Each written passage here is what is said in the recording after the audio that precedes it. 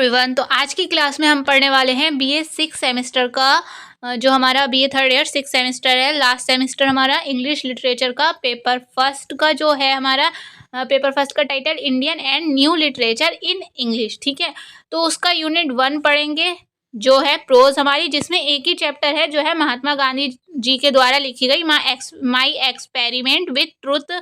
ये उनकी ऑटोबायोग्राफी है गांधी जी की। तो हमने इसका जो है पार्ट फर्स्ट कल की वीडियो में कवर कर लिया है, तो आज की वीडियो में हम पार्ट सेकंड कवर करेंगे। जिसने वो वीडियो नहीं देखी है तो पहले वो वीडियो जाके देखिए, उसके बाद हम उसके बाद ये वाली वीडियो देखिएगा। ठीक है, कि उसका लिंक आपको डिस्क्रिप्शन में मिल जाएगा या चैनल में आप प्लेलिस्ट वाले सेशन में जाएंगे तो वहाँ पर पूरी प्लेलिस्ट बनी हुई है 6 सेमेस्टर के लिए। ठीक है, एमसीक्यू की अलग बना देंगे और जो हमारा समरी पढ़ना है तो उसके लिए हम अलग बना देंगे। ठीक है, तो कल की तरह मैं आपको बता देती हूँ कि यूपी स्टेट की यूनिवर्सिटीज़ जो हैं उनका सिलेबस सिमिलर है, पर फिर भी आप अपने यूनिवर्सिटी की ऑफिशियल वेबसाइट से अपना सिलेबस को ज़रूर चेक करें, और अगर आपके इंग्लिश के सिलेबस में ये टॉपिक हो तभी ही इस टॉपिक को पढ़ें। ठीक है, और साथ साथ आपको ये भी बता देती हूँ कि अगर जो हम सब ये समरी वगैरह पढ़ रहे हैं ये हम एमसीक्यू पैटर्न के उससे पढ़ रहे हैं कि हमें एमसीक्यू क्वेश्चन अच्छे से समझ में आ पाए।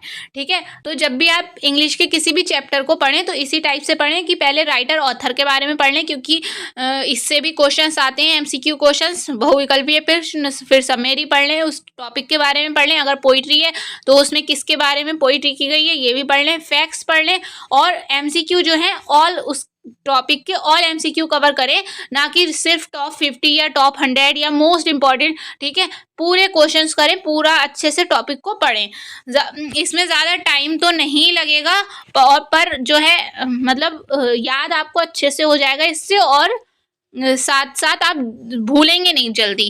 ठीक है, तो इस टाइप से आप पढ़ें। तो हम अपना समरी पढ़ना स्टार्ट करते हैं। हम जो हमारा पार्ट सेकंड था, पहले हम ये देख लेते हैं कि हमने कल की क्लास में क्या क्या पढ़ा था। तो कल की क्लास में हमने गांधी जी के बारे में पढ़ा था, उनकी शादी हुई थी, किस एज में शादी हुई थी, ये सब पढ़ा था, और वो इंग्लैंड कैसे पहुंचे थे, वकालत के लिए इंग्लैंड गए थे वो 1888 में, तो वो पढ़ा था हमने। ठीक है, और वहाँ पर किस टाइप से रहे थे, उनका रहन सहन, ये सब पढ़ा था हमने, और वो फिर वहाँ से भारत लौटे थे, इस बारे में पढ़ा था। और अब आज की वीडियो में हम पढ़ेंगे कि वो साउथ अफ्रीका कैसे पहुंचे हैं। ठीक है, तो इसमें हम ये देखेंगे, तो देख लेते हैं। अब गांधी जी इंडिया आ चुके हैं, वकालत की पढ़ाई करके, लॉ की पढ़ाई करके इंडिया आ गए हैं, और इंडिया आकर के इनको एक दुखद खबर मिली कि इनकी माँ गुजर गई। फिर बम्बई में इन्होंने अपना पहला मुकदमा लड़ा, जिसमें इनकी हाथ पांव कांप गए और आंखों के सामने अंधेरा छा गया। अपना केस दूसरे वकील को दे दिया और फिर फीस भी वापस कर दी। इसके बाद आगे अब गांधी जी आगे बोलते हैं कि मैं बम्बई में किसी को भी कमीशन नहीं देता था। राजकोट आकर मैंने जब अपना दफ्तर खोला तो मजबूर होकर भाई के कहने पर मुझे लोगों को कमीशन खिलाना पड़ा, क्योंकि यहाँ पर कोई एक भी ऐसा वकील नहीं था जो कमीशन नहीं खिलाता था, तो मजबूर होकर मुझे भी कमीशन खिलाना पड़ा।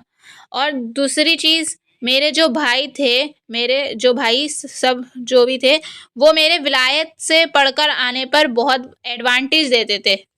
मेरा भाई राणा साहब के यहाँ कोई सलाह देने का काम करता था, वो गलत सलाह देने के चक्कर में फंस गया था, तो मुझे अपना एजेंट बनाकर उसने अफसर के पास भेजा।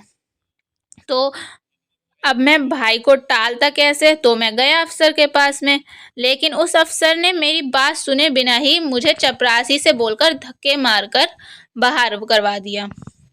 इस चीज़ ने मुझे बहुत हर्ट किया, और मैंने एक चिट्ठी में उसको लिखकर बोला कि आप पर मानहानि का केस कर दूंगा।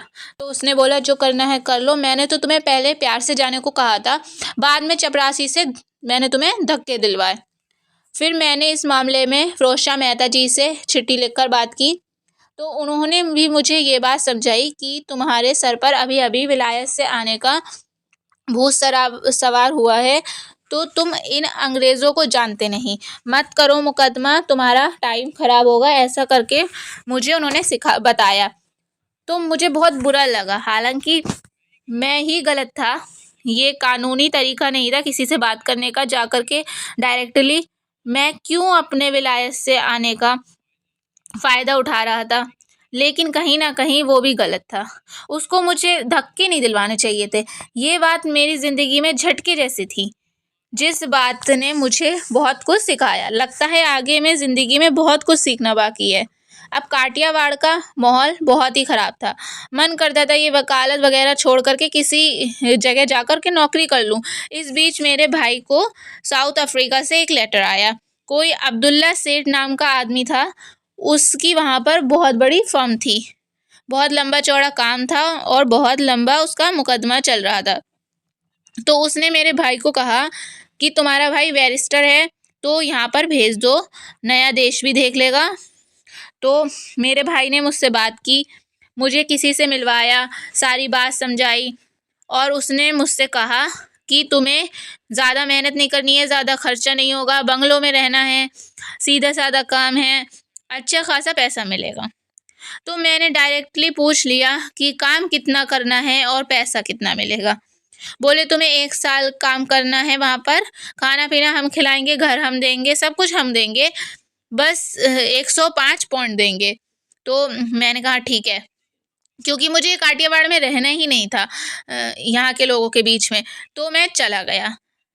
इस वक्त तक मेरे 2 बच्चे हो चुके थे। मैंने सोचा था 1 साल के लिए जा रहा हूँ, तो जैसे तैसे मैंने टिकट कटवा कर, जहाज़ की टिकट कटवा कर जहाज़ में बैठा और साउथ अफ्रीका के लिए रवाना हो गया। हाँ, मैं नेटाल नाम की वहाँ पहुँचा मैं, जहाँ बहुत सारी जगहों पे रुका। उसके बाद मैं सेठ अब्दुल्ला मुझे लेने आए। वो अब्दुल्ला सेठ जिन्होंने मुझे बुलाया था साउथ अफ्रीका, वो मुझे लेने आए। मैं वहाँ मतलब वहाँ का माहौल देखकर समझ गया था कि वहाँ पर इंडियंस की कोई वैल्यू नहीं है, कोई इज़्ज़त नहीं है। यहाँ तक कि इतने बड़े आदमी अब्दुल्ला सेठ की भी कोई इज़्ज़त नहीं थी। वो आदमी कम पढ़ा लिखा था, लेकिन प्रैक्टिकली उसको सब को हैंडल करना आता था। जब मैं कोर्ट में गया तो वहाँ मैंने पगड़ी पहनी हुई थी। मजिस्ट्रेट मुझसे बोला पगड़ी उतार, मैंने मना कर दिया। तो अब्दुल्ला सेठ मुझे समझाया कि उतारो, यहाँ ऐसा नहीं चलता, पगड़ी पहनना एलो नहीं है। तो यहाँ दोस्तों एक बार ध्यान रखना कि जब साउथ अफ्रीका गांधी जी गए थे पहली बार, तो वहाँ पर उन्होंने एक चीज़ ऑब्ज़र्व की, ठीक है, कि वहाँ पर इंडियंस को कुली कहा जाता था। कैसे भी इंडियंस हो, चाहे मुस्लिम हो, चाहे फ़ारसी हो, चाहे हिंदू हो, सबको कुली बोलते थे वहाँ पर। तो मुझे बोला जाता था बैरिस्टर कुली, मतलब गांधी जी को बोला था बैरिस्टर कुली और सेठ अब्दुल्ला जी को बोला जाता कुली व्यापारी। तो कुली का मतलब होता था मजदूर, और मुसलमान को उस टाइम पर कुली बोले तो मुसलमान को बहुत गुस्सा आता था। तो वो बोलता था, सेठ अब्दुल्ला खुद बोलते थे कि मैं कोई कुली नहीं हूँ, मैं एक व्यापारी हूँ, अरबी व्यापारी। मेरे मन में ये सवाल था कि मैं क्या करूं, पगड़ी उतार दूं, इंग्लिश टोपी पहन लूं, जिससे मैं यहाँ का वेटर बन जाऊंगा। अगर मैं इंग्लिश टोपी पहन लेता हूँ तो मैं वेटर बन जाऊंगा। तो मैंने यहाँ के एक अखबार में एक इश्तिहार छपवाया, अनवेलकम विजिटेड नाम से। वो मेरा इश्तिहार वो बहुत ही फेमस हुआ। तो मुझे यहाँ पर पता चला कि इंडियंस जो थे यहाँ पर अपने अपने ग्रुप्स बनाकर बैठे थे, जैसे कि पारसी अलग, हिंदू अलग, फ़ारसी हिंदू अलग, मुस्लिम्स अलग, ईसाई अलग से। इसके बाद में मैं डरबन से विक्टोरिया रवाना हुआ, फर्स्ट क्लास का टिकट कटवा कर। अब्दुल्ला सेठ ने मुझसे कहा कि तुम एक्स्ट्रा बिस्तर की टिकट भी कटवा लो। तो मैंने मना कर दिया कि नहीं, मुझे नहीं चाहिए। तो अब्दुल्ला सेठ बोले कंजूसी मत करो, ले लो, कहीं ज़रूरत पड़े। तो पैसे बचाने के चक्कर में मैंने उन्हें समझाया कि कोई प्रॉब्लम नहीं है, मैं चल दिया। अब ट्रेन में किसी आदमी ने मुझसे पूछा कि बिस्तर, आपको बिस्तर चाहिए सर? तो मैंने मना कर दिया, नहीं, मेरे पास मेरा बिस्तर है, थैंक यू। तो इसके बाद एक और पैसेंजर आया, उसने मुझे देखा और वो 2 अफ़सर को बुलाया। फिर उसने 2 अफ़सरों को बुलाया, उन्होंने मुझसे कहा कि तुम 3rd क्लास में जाओ। पर मैंने उन्हें अपने फर्स्ट क्लास की टिकट दिखाई कि मैं फर्स्ट क्लास का हूँ सर, पर वो बोला कि नहीं, तुम्हें थर्ड क्लास में जाना पड़ेगा। फिर मैंने कहा मैं नहीं उतरूँगा, तो वो बोला कि तुम सीधे उतर रहे हो या मैं अपने गार्ड को बुला कर के उतरवाऊँ। तो गांधी जी बोले कि मैं नहीं उतरूँगा ऐसे, आपको गार्ड को बुला के उतरवाना है तो उतरवा दीजिए। उसके बाद में उसका गार्ड आया, उसका गांधी जी का हाथ मोड़कर उनको धक्का देकर नीचे उतार दिया। जैसे उन्होंने उनका सामान बाहर फेंका था वैसे के वैसे ही पड़ा हुआ था। मैं वेटिंग रूम में अपना हैंडबैग हाथ में लेकर बैठा रहा। रेलवे स्टेशन वालों ने मेरे सामान को साइड में रखवा दिया। ठंड लग रही थी। मैं अपने बैग के अंदर से ओवरकोट तक नहीं निकाल सका, क्योंकि मेरे अंदर एक डर था कि अगर मैं रेलवे वालों से अपना सामान वापस मांगूंगा तो फिर से बेइज्जती हो जाएगी। मुझे समझ नहीं आ रहा था कि मैं क्या करूं, कहाँ जाऊं। अब यहीं से जो है गांधी जी का महात्मा गांधी बनने की शुरुआत स्टार्ट हुई थी। यहीं से ही फिर दूसरी ट्रेन में एक और गोरे से बहस हुई उनकी। वो बस सिगरेट पीने के लिए मुझे अपनी जगह से उठा रहा था। फिर मैं अपना अपमान को सहन किए जा रहा था। फिर मेरी उससे हाथापाई हो गई और उसने मुझे थप्पड़ भी लगाए, मुझे मारा भी, लेकिन मैं अपनी जगह से नहीं उठा। और वहाँ पर जो बाकी पैसेंजर्स थे उन्होंने मेरा सपोर्ट किया। इसके बाद वो जहाँ बैठा था वो वहीं बैठ गया। उसने मुझे धमकी दी कि तू देख, स्टेशन आने दे, तेरे साथ क्या करता हूँ फिर तुझे बताऊँगा। मैंने उसकी बात सुन ली। एकदम गूंगे की तरह मैं चुपचाप बैठा हुआ था। मैंने कुछ नहीं कहा। अब स्टेशन भी आ गया, लेकिन कुछ नहीं हुआ। स्टेशन पर मेरे हिंदुस्तानी भाई आ गए मुझे लेने के लिए। मुझे वहाँ हिंदुस्तानी भाई मिल गए, लेकिन उस वक्त मैं उस गोरे के बुरे बर्ताव के लिए कुछ नहीं कर सकता। उन लोगों की दादागिरी थी वहाँ पर। इतना सब हो जाने के बाद में मैं नहीं माना। फिर भी वहाँ से मैंने फर्स्ट क्लास की टिकट ली। धमकी तो मुझे फर्स्ट क्लास में वापस बैठने पर मिली।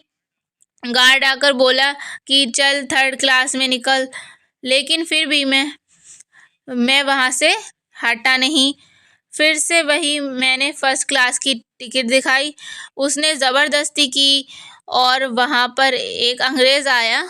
उसने मामला संभाल लिया कि तुम क्यों ज़बरदस्ती कर रहे हो इसके साथ। और 8 बजे मैं विक्टोरिया स्टेशन पर पहुँच गया, और वो भी फर्स्ट क्लास में। वहाँ पर पहुंचकर मैंने देखा कि वहाँ पर स्टेशन पर कोई भी लेने नहीं आया था, क्योंकि मैं टाइम पर नहीं आया था। जिस दिन मैं आया था वो दिन आने का नहीं था, तो मैं डर गया कि कहाँ जाऊँ, किसी को जानता भी नहीं हूँ। फिर एक काले आदमी ने मेरी मदद की। एक रात रहने का बंदोबस्त हो गया और खाना भी खाया। अगले दिन मैं वकील से मिला, मामला समझा, लेकिन मेरे परमानेंट रहने का कोई भी बंदोबस्त नहीं हो पाया, क्योंकि वहाँ पर काले गोरे का भेदभाव ज़्यादा था। साउथ अफ्रीका में ये बहुत ज़्यादा था। फिर उसके बाद एक भली औरत ने मुझे रहने के लिए जगह दे दी। उसके बाद मैं साउथ अफ्रीका के क्रिश्चियन के संपर्क में आया। ईसाई लोग जो थे, वहाँ पर मैंने बहुत सारी बुक्स पढ़ी, बहुत सारे लोगों से मिला। वहाँ कुछ लोगों ने मुझे ईसाई धर्म की विशेषताएं बताई और अपने तरफ ईसाइयों के तरफ झुकने के लिए भी कहा, ये कहकर कि ये दुनिया का सबसे अच्छा धर्म है। इसके बाद मैं हिंदुओं के संपर्क में आया, लेकिन यहाँ पर हिंदू आबादी बहुत कम थी। विक्टोरिया में हिंदू आबादी बहुत कम थी, और यहीं पर विक्टोरिया में मैंने अपनी ज़िंदगी की पहली स्पीच दी। सारे एशिया वालों के लिए यहाँ पर साउथ अफ्रीका में एक ही नियम थे, उनको कुली समझा जाता था, बस वेटर समझा जाता था। अब मुझसे वहाँ पर कोई भी बुरा बर्ताव करता था तो मैंने तय कर लिया था कि मुझे कोई फ़र्क नहीं पड़ता, मैं उसके लिए अदालत नहीं जाऊँगा। मुझे आदत हो गई थी ये सब सहन करने की। मुझे बस यही एहसास होता था कि जो इंडियन यहाँ पर रह रहे हैं उनकी क्या कितनी बुरी दुर्दशा होगी। तो यहाँ पर मुझे उनसे सिंपैथी होने लगी। तो अब अब्दुल्ला सेठ का मुकदमा लड़ना था। 1 साल में मैंने यहाँ पर सच्ची वकालत सीखी, बहुत सी चीज़ें सीखी। अब्दुल्ला सेठ का मुकदमा लड़ते-लड़ते मैंने बहुत कुछ सीख लिया। उनके मुकदमे की तैयारी हो गई। उनका मुकदमा बहुत उलझा हुआ था। मैंने केस को ठीक से स्टडी किया और ये भी देखा कि अब्दुल्ला सेठ का पक्ष बहुत ही मजबूत था, तो केस को जल्दी से जल्दी ख़त्म करना था, क्योंकि अब दोनों पक्ष परेशान हो गए थे, सेठ अब्दुल्ला भी और जिसके खिलाफ मुकदमा लड़ रहे थे वो भी। तो मैंने कुछ इस तरह से वहाँ समझौता करवाया। मैंने समझौता करवाने की कोशिश की और इसके बाद मुकदमा तो सेठ अब्दुल्ला ही जीत गए, लेकिन समझौता कुछ इस तरह से हुआ कि दोनों ही पक्ष में कोई भी नाराज़ नहीं हुआ, दोनों खुश हो गए और इससे मैंने लोगों के दिल में उतरना सीखा, सच्ची वकालत सीखी। इसके बाद मुझे कई सम्मेलनों में ले जाया गया, मुझे ईसाई बनाने की कोशिश की, लेकिन मेरे मन में क्रिश्चियनिटी को जो लेकर सवाल आ रहे थे, मैंने डायरेक्टली उन्हें पूछ लिया, तो मुझे कोई भी प्रॉपर जवाब नहीं मिला। हिंदू धर्म में भी मुझे इतना भरोसा नहीं था कि क्रिश्चियन धर्म पर भरोसा नहीं था, तो मैंने कुरान भी पढ़ी, मैंने उसके बाद सारी बुक्स पढ़ी, बहुत सारी बुक्स पढ़ी और वो लोग मुझे ईसाई बनाए बिना नहीं रहने वाले थे। उन्होंने बहुत ज़्यादा प्रयास किए और इसके बाद अब्दुल्ला सेठ का केस ख़त्म हो गया। अब हिंदुस्तान लौटना था। अब्दुल्ला सेठ मुझे ऐसे नहीं जाने देने वाले थे। उन्होंने मुझे जाते-जाते एक विदाई समारोह रखा, एक फेयरवेल रखा। तो वहीं पर अखबार पढ़ते-पढ़ते मेरी नज़र पड़ी एक न्यूज़ पर कि इंडियंस को वोट डालने का अधिकार के बारे में। इंडियंस को वहाँ पर वोट डालने का राइट छीन लिए जाने की बात हो रही थी।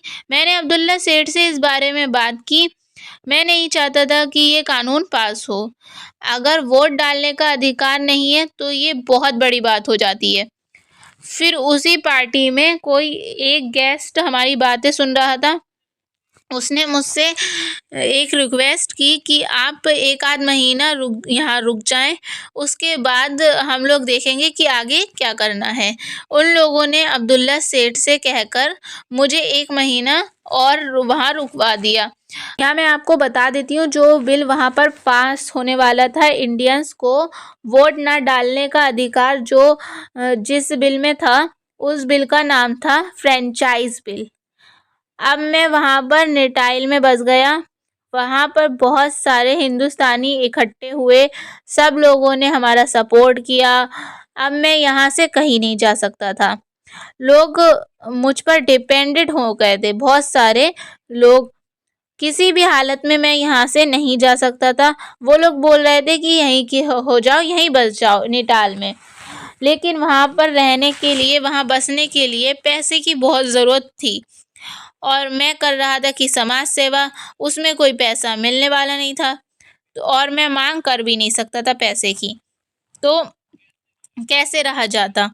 जैसे तैसे करके मैंने बंदोबस्त किया, वहाँ पर मैं बस गया कुछ टाइम के लिए। तो अब सबसे बड़ी प्रॉब्लम ये थी कि यहाँ पर काले गोरे की, मुझे काला होने की वजह से, ब्राउन होने की वजह से कोर्ट में नहीं जाने दिया, क्योंकि वहाँ पर गोरों का राज था। फिर काफ़ी बातचीत के बाद मेरी बात बनी, मुझे अंदर लिया गया, शपथ दिलवाई गई, उसके बाद वापस पगड़ी उतरवाई गई। मुझे जबरन पगड़ी उतारनी पड़ी, क्योंकि ये हिंदुस्तान नहीं था। और यहाँ के अखबारों ने, स्पेशली यहाँ के अखबारों ने मेरा बहुत ज़्यादा सपोर्ट किया। इसके बाद हमने बनाई निटाल इंडियन कांग्रेस। ऐसा लगता था जैसे समाज सेवा का काम ही मेरा असली काम है। मेन काम तो मेरा समाज सेवा है, वकालत तो मैं बस टाइम पास के लिए करता हूँ।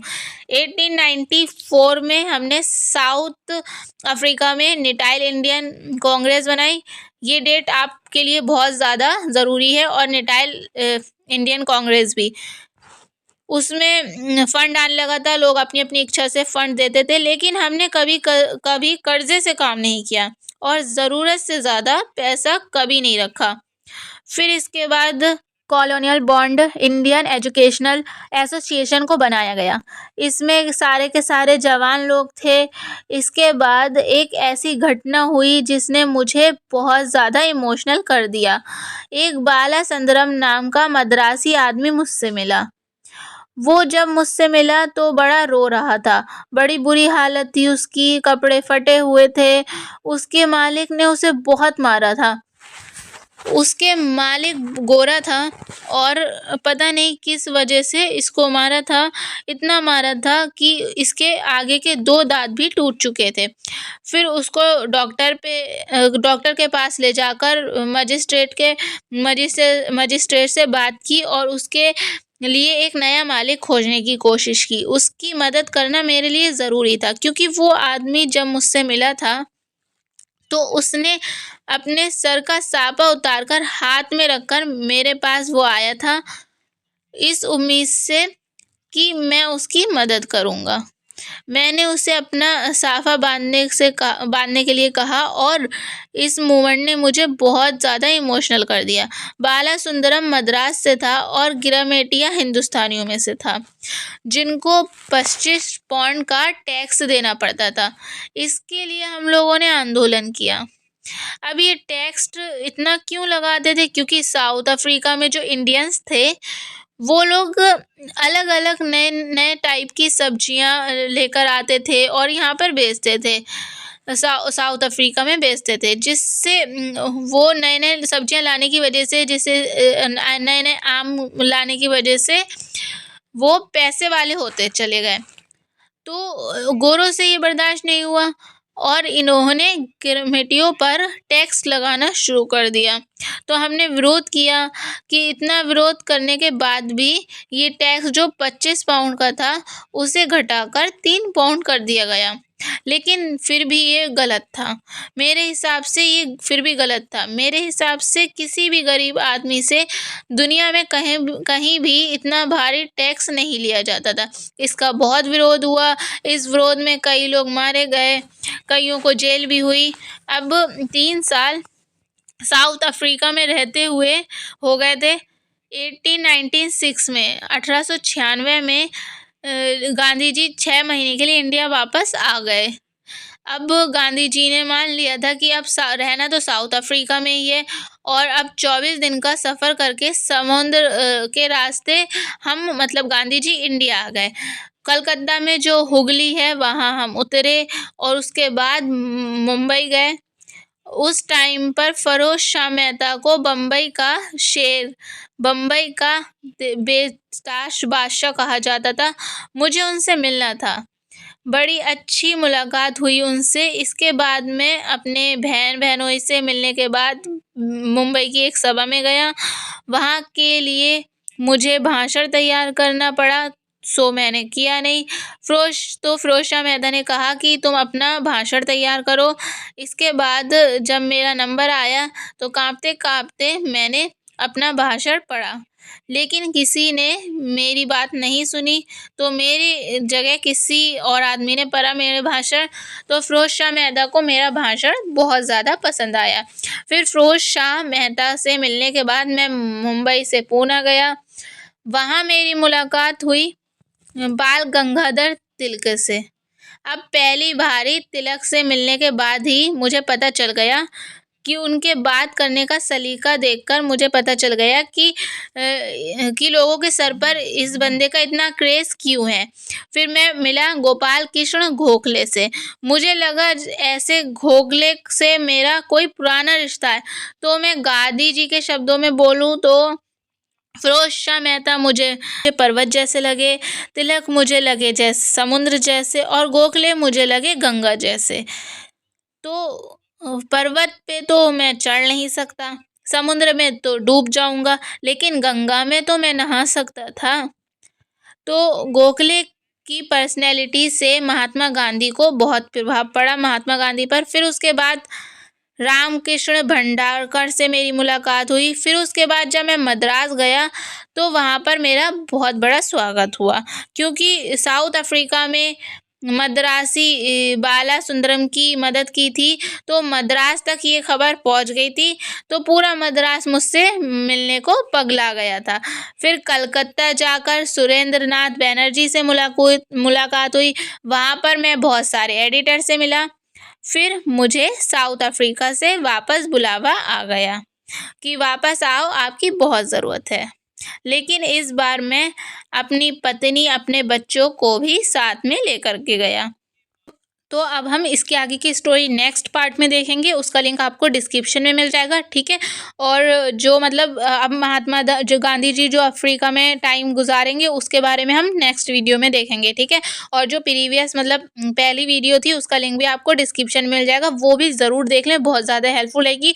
और इनको आप बस ध्यान से सुन लें, ठीक है। एमसीक्यू पैटर्न हम जब करेंगे तो आपको ये क्वेश्चन जब आप करेंगे क्वेश्चन, तो हाँ आप इसको उससे क्वेश्चन से अच्छे से रिलेट कर पाएंगे, जिससे आपके क्वेश्चंस अच्छे से समझ में आएंगे और जल्दी याद होंगे, ठीक है। इसलिए समरी करना बहुत ज़रूरी होता है अगर हम एमसीक्यू क्वेश्चंस बहुविकल्पीय प्रश्न करना है, हमें पढ़ना है तो, ठीक है। तो हमारे जब पूरी स्टोरी हो जाएगी उसके बाद हम एमसीक्यू क्वेश्चंस करेंगे, ठीक है। और अगर वीडियो थोड़ी भी हेल्पफुल रही हो तो वीडियो को लाइक कर दिएगा और चैनल को भी सब्सक्राइब कर दिएगा, साथ साथ अपने फ्रेंड्स को भी शेयर कर दिएगा, ठीक है। फ्रेंड्स को ज़रूर शेयर कर देना, क्योंकि आपका भला हो रहा है तो उनका भी भला होना चाहिए, ठीक है। Thank you for watching.